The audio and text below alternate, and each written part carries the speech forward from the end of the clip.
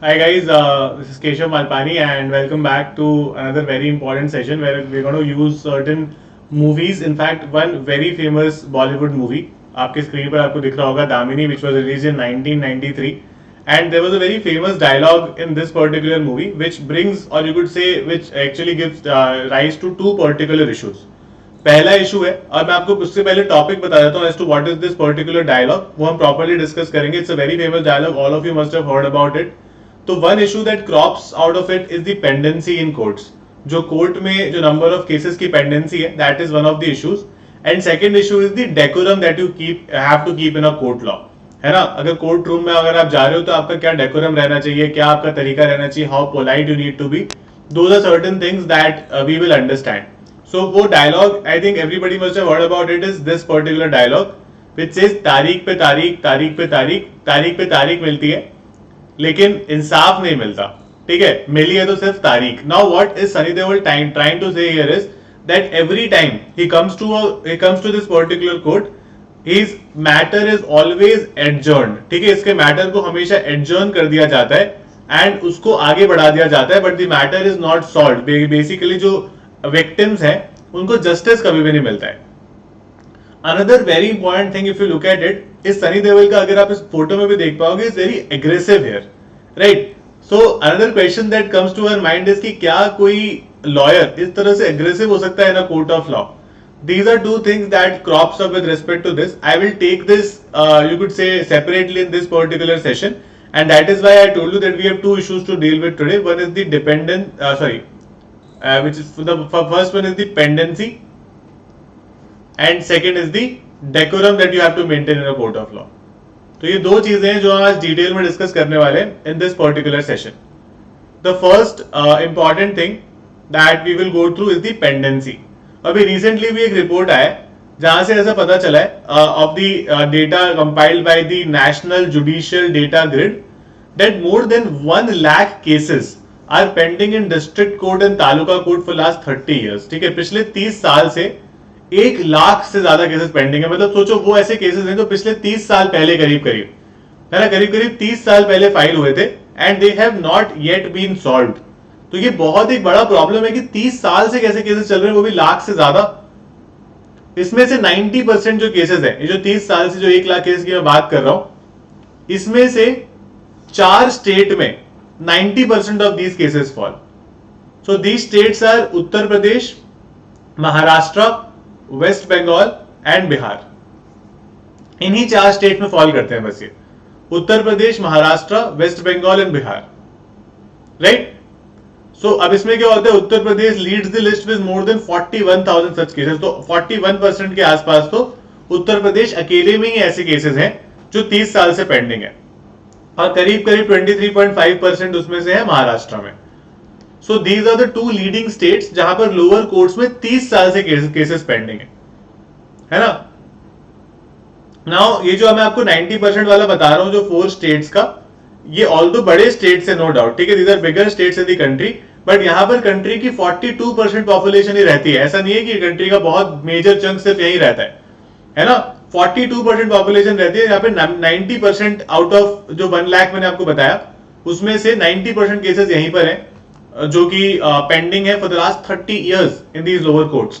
Now lower courts का यहाँ पर क्या मतलब है, we know that we have supreme court at the top, then we have the high court, and then उसके अलावा we have the district court and lower courts. ठीक है, तो लोअर कोर्ट्स जो फर्स्ट जो जहां पहली बार हम जाते हैं, that is what we are talking about. तो अगर आप सोचोगे कि जब यहां से डिसीजन आएगा, there is a possibility that matter is appeal to a high court, the matter is later appeal to a supreme court as well. तो कितने साल लग जाएंगे कोई भी डिसीजन आने में. ठीक है, तो 30 साल एक एक्सट्रीम सिनेरियो है. उसके बाद में जो 10 to 20 वाला फिगर है, 20 to 30 वाला फिगर है, वो भी काफी ज्यादा है, एंड उसके बारे में भी I am going to be discussing in this particular session, right. So large state में Haryana has the lowest number with only 14 such cases जो 30 साल से पेंडिंग है. ठीक है, जो 30 इयर्स से ज्यादा से पेंडिंग है, उसमें सिर्फ ऐसे केसेस है हरियाणा में सबसे कम है. एंड अ गुड पार्ट, जो सिल्वर लाइनिंग जो इसमें आया, ऑल्दो ये बहुत छोटी छोटी जगह है, 30 साल से कोई भी केस पेंडिंग नहीं है कुछ जगह पर, which is Chandigarh, Daman Diu, Dadra Nagar Haveli, Ladakh, Mizoram, Nagaland and Sikkim. ये कुछ ऐसे एरियाज है जहां पर 30 साल से ऐसा कोई भी केस नहीं जो 30 साल से ज्यादा से पेंडिंग हो. ठीक है, they either been disposed of और they are running in appeal. Lower courts में नहीं चल रहे वो. राइट? अगर हम 20 to 30 इयर्स वाला टाइम फ्रेम देखें, if you look eight 20 to 30 years वाला टाइम फ्रेम, उसमें भी 5 लाख केसेस पेंडिंग है. 5 lakh cases are pending in that time frame as well in India, in just lower courts. I'm not talking about the high court and supreme courts abhi tak, high courts and supreme court I mean. And 28.7 lakh cases are pending from 10 to 20 years in India.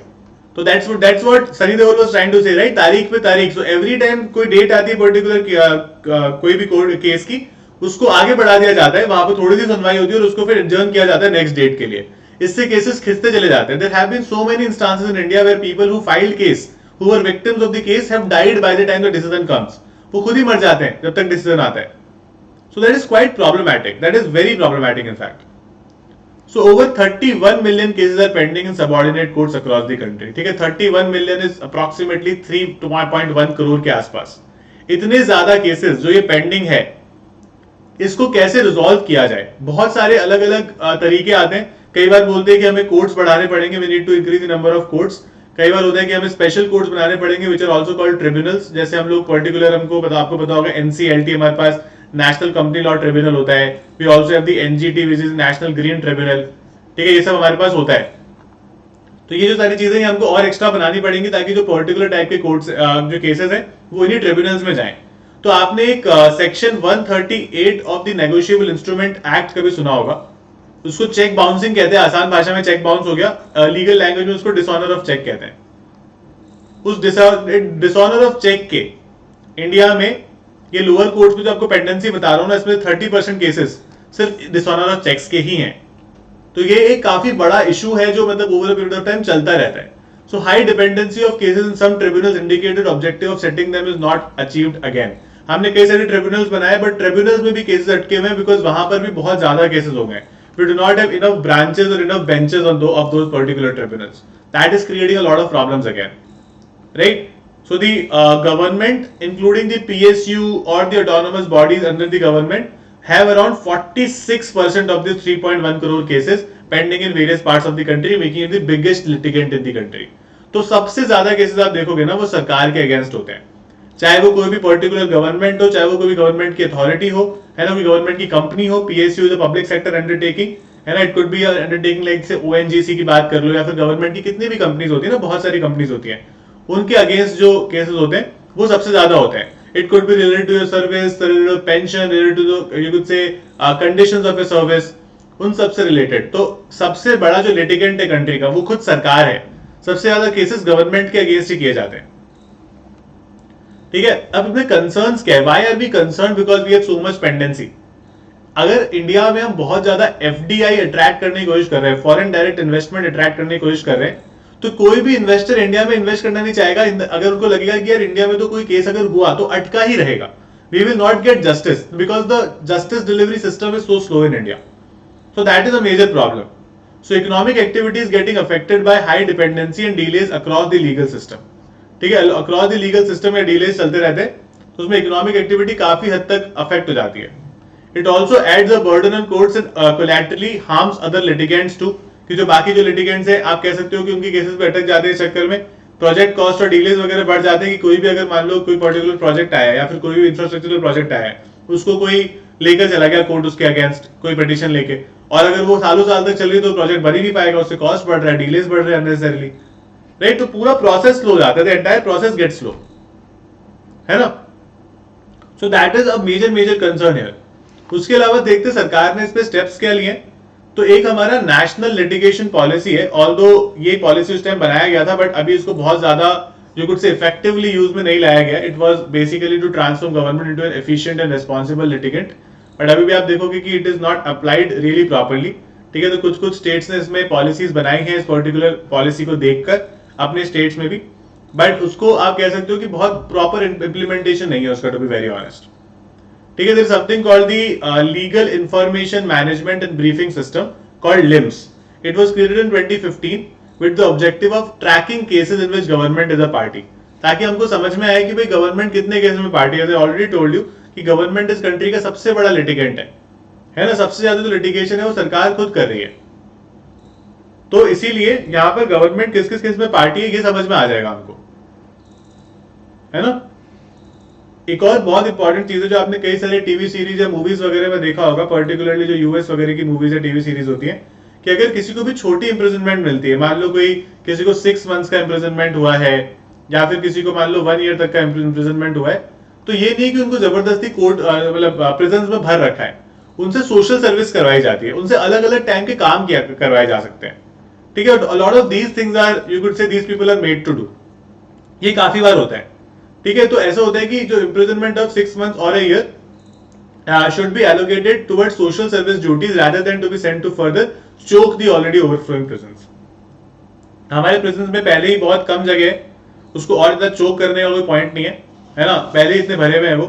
So that is why एक बहुत important चीज है कि आप उनको social services में लगाओ, because we have a lot of petty criminals जिनसे आप कंट्री का काफी सारा काम करवा सकते हो rather than unnecessarily stuffing them in jails. Now, national litigation policy, जैसे मैंने आपको बताया, if it is not properly implemented, needs to be revised. All we need to understand is there are 3 stages of a particular case. एक होता है pre litigation. Pre litigation में आपने देखा होगा भी रिसेंटली मीडिएशन बिल भी आया है, तो हम काफी सारे तरीकों से प्री लिटिगेशन इस केस को खत्म कर सकते हैं। ड्यूरिंग लिटिगेशन कितना टाइम लगना चाहिए, किस तरह से प्रोसीडिंग्स होनी चाहिए, और पोस्ट लिटिगेशन उसका जो इम्प्लीमेंटेशन है वो किस तरह से होना चाहिए। तो देयर आर 3 स्टेजेस, राइट। तो we need to establish fair accountability mechanisms as well, and we need to understand कि अगर उनको वायलेशन हो रहा है तो कैसे होगा। हर डिपार्टमेंट का एक नोडल ऑफिसर बना सकते हैं to regularly monitor the status of the cases in every department, कि भाई क्या स्टेटस चल रहा है, कितने टाइम से चल रहे हैं, कितने ज्यादा केसेस चल रहे हैं, बढ़ तो नहीं रहे बहुत ज्यादा cases unnecessarily. These are certain things we need to keep a track of, so that we can reduce the pendency of these cases in various courts, not just the lower courts, in fact in the higher courts as well. So we need to be really smart about that as to how to go about these particular cases, right? Now last part of this before we move on to the second thing, steps है promotion of alternative dispute resolution mechanisms, ठीक है। it could be mediation as I just discussed, it could be negotiation, it could be arbitration। तो कई सारे ऐसे आजकल mechanisms आए हैं जिसमें out of court settlement होता है, ठीक है। मीडिएशन वगैरह काफी ज्यादा एनकरेज किया जाता है। एक कोऑर्डिनेशन होना चाहिए between government and the judiciary. अभी अगर हम देखते हैं ना, both the government and judiciary are generally at loggerheads, they try to basically kind of fight in a way कि कौन ज्यादा सुपीरियर है, rather than doing that they need to work in together, they साथ में उनको काम करना पड़ेगा। They can't do separate work separately and kind of not coordinate at all. So judicial capacity should be strengthened in the lower courts to reduce the burden on high courts. ठीक है, high courts के burden को कम करने के लिए हमको judicial capacity lower courts में बढ़ानी पड़ेगी बहुत ज्यादा। हम लोग हमेशा ये बोला जाता है कि लोअर कोर्ट्स पर, इनफैक्ट हाई कोर्ट्स में भी जजेस के नंबर्स बहुत कम है ना, तो हमें जो टोटल बजट का जुडिशरी पर जो एक्सपेंडिचर है उसको काफी हद तक बढ़ाना पड़ेगा। We need to increase it to a large extent, right. अभी ये सुप्रीम कोर्ट में आपने रिसेंटली सुना होगा ऐसा हुआ है, और उसको आगे जाकर और ज्यादा लोअर कोर्ट तक भी लाना चाहिए। कोर्ट ऑटोमेशन सिस्टम, ठीक है, ऐसा नहीं होगा कि मतलब बार बार सब कुछ जो फिजिकली वो जो फाइल की तरह हो रहा है वैसा नहीं किया जाएगा, कोर्ट को काफी ज्यादा ऑटोमेट किया जाएगा, and we need that is the need of the hour, we really need to apply it as soon as we can, है ना। वो बहुत ज्यादा जरूरी है at this point in time for our country particularly, so we need to work on that as well. उसके अलावा tax department के बहुत सारे केसेस होते हैं, ठीक है, बहुत सारे टैक्स डिपार्टमेंट के केसेस होते हैं, उनको हमें काफी हद तक कम करना पड़ेगा, क्योंकि अगर टैक्स में क्या होता है ना कि इट्स एन ऑफेंस, आपको रेट्रोस्पेक्टिव भी लगा सकते हैं आप पर केसेस, तो वो काफी ज्यादा बहुत ज्यादा होता है, and we need to establish a proper mechanism as to how somebody can you could say resolve a dispute online. तो step by step online dispute resolution must be adopted by ministry of consumer affairs as well. जो हमारा consumer protection वाले cases है, जो normal वाले cases है, although आपको जो 2019 वाला एक्ट दिखेगा उसमें ऑनलाइन रेजोल्यूशन का मैकेनिज्म है, but it's not as swift as we would want it. आज लेमैन को समझ नहीं आएगा कैसे करना है, तो इट इज वेरी इंपॉर्टेंट कि हर आदमी समझ सके as to how to proceed with it, किस तरह से प्रोसीड करना चाहिए, that will be extremely important, right. And another thing is the judgments need to be shorter and more pointed rather than एकदम रैंडमली कुछ भी बोल देना, अननेसेसरली कुछ भी डिस्कस कर लेना, वो पूरे जजमेंट में उस जजमेंट को 800,000 पेज का बना देना, that makes no sense. So judgments also need to जजेस also need to take into consideration that we need shorter and more pointed judgment. जैसे हम लोग चाहते हैं ना कि लॉयर्स आर्ग्यू करें एकदम पॉइंटेड, वैसे एकदम शॉर्टर जजमेंट्स होने चाहिए ताकि बस समझ आए कि क्या रीजन था particular decision and what were the cases and the laws, facts and the laws in case. वो काफी है, उससे ज्यादा जरूरत ही नहीं है बिल्कुल भी। So these are certain things that need to be keep in mind.